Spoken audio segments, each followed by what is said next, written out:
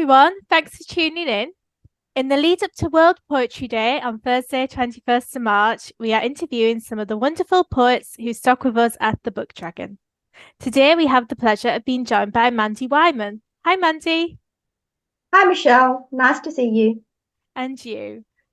You very kindly agreed to answer some questions for us. So I'd like to start by asking you, when did you first discover your gift for writing poetry?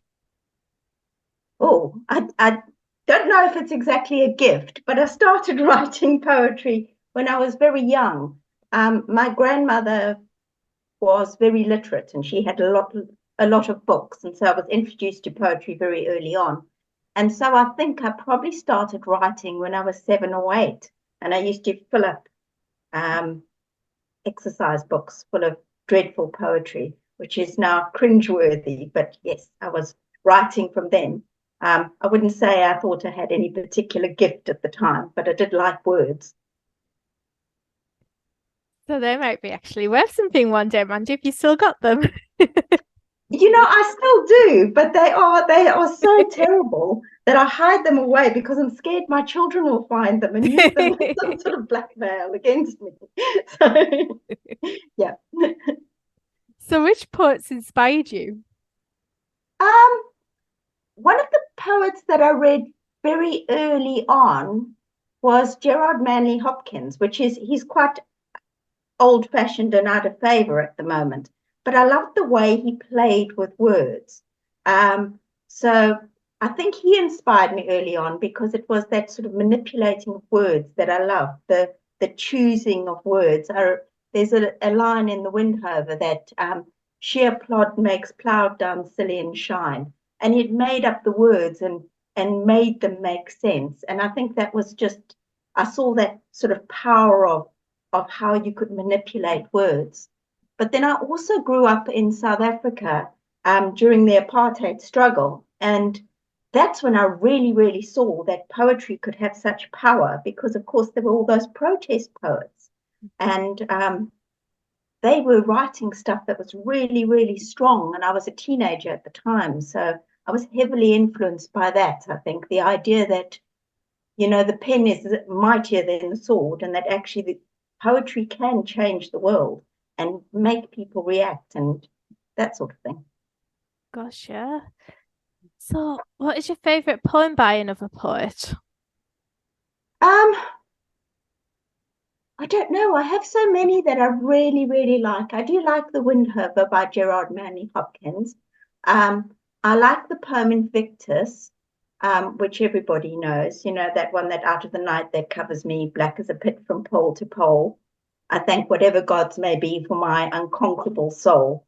I do like that one, and that's because it's something that I've known for a very long time. But I was a teacher for many years, so there's so many poems that I really, really like and that I love. That it's hard to choose. I bet. It's nice that you could share your gift of poetry with the students as well. Well, I think poetry for a lot of students they feel is inaccessible because it seems to be this rarefied thing, but it's not really because what poets do is they tap into our common emotion and our common experience.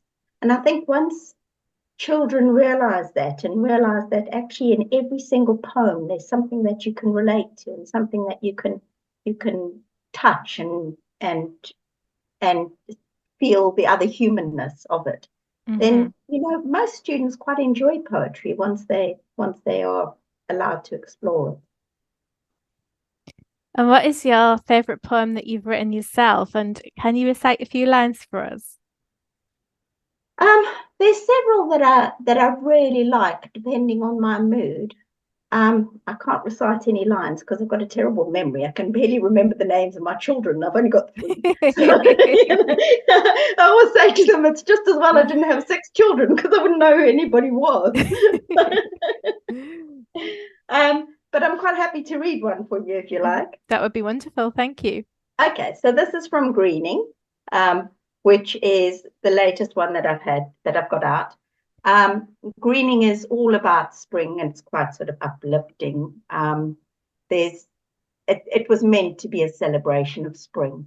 And it's called First Swallow. And I really like this one because swallows are so remarkable. You know, they're those tiny little birds, but they actually journey all the way from South Africa, where, of course, I journeyed from, up through the Sahara Desert. And it's a journey of 6,000 miles. And half the time they don't eat or drink on the way. And, you know, many of them don't make it. But every year they still do it. And they arrive up here in our fields. And it's just one of those remarkable, amazing things. So, yeah, First Swallow. And you've got to forgive my very flat intonations. That's my South African heritage, which is just as well I've got some South African reference in here. Okay, First Swallow. Late April, and the first swallow of the season dips and dives over ripening rape, taking me back to childhood in distant southern lands, where the September coming of swallows signaled summer. They lined the drooping telephone wires above chalk dusty farm roads like paused music notes. There seemed so many then. Here, in a different hemisphere, the first swallow swoops, white underbelly flashing as he banks and rolls, sweeps past, with blue aviator cap pulled low. A survivor of 6,000 miles, the blue V-tail signals victory, a snubbing of the odds. Here above the yellow rape, dash of blue and white, slices through the years, cuts a channel through my heart to lines of swallows like music notes. That's absolutely beautiful. Thank you so much for sharing that with us. Thank you. Yeah, and so yeah, swallows do have a special place. And you know, I'm talking about chalk dusty roads, as my grandparents had a farm. And if I think back now, I could actually see so many swallows that the telephone lines would dip under the weight of the swallows as they lined up. So yes. Wow. That's the image that's so strong in your head, and it's wonderful that you could use those memories, to bring it into your new poetry collection. So, what advice would you give to anyone wanting to start writing poetry? I think it's the same advice any writer gives any other writer, is if you want to do it, you must do it.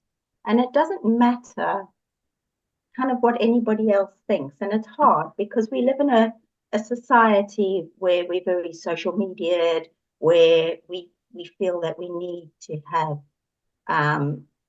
some sort of acknowledgement from other people. But I think especially with poetry, where poetry is not about telling a story, it can be about telling a story, of course, but where poetry is more an expression of an emotion, I think that's something that you just need to do, and you just need to do it frequently and do it because you want to do it, not because you're fulfilling anybody else's need.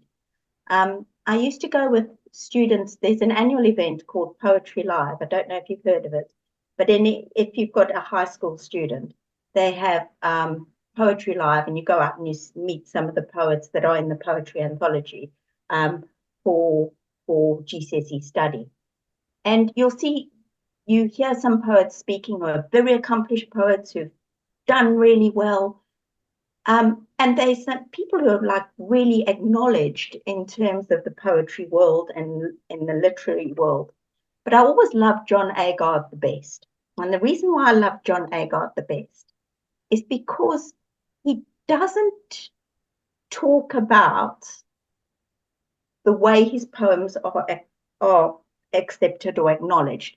He always talks about the joy of the words. He talks about the emotion of it. He talks about how if you've got something to say it. If you like a word, use it. If you want to create an image, even if it's not a popular image, create it. If you're angry, write it. And I think that's what poetry is all about.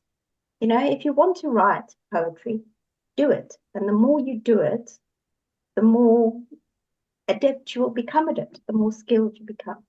And read, obviously. Obviously, read other poets. Yeah. Well, that's some wonderful advice there. Thank you, Mandy. You're welcome.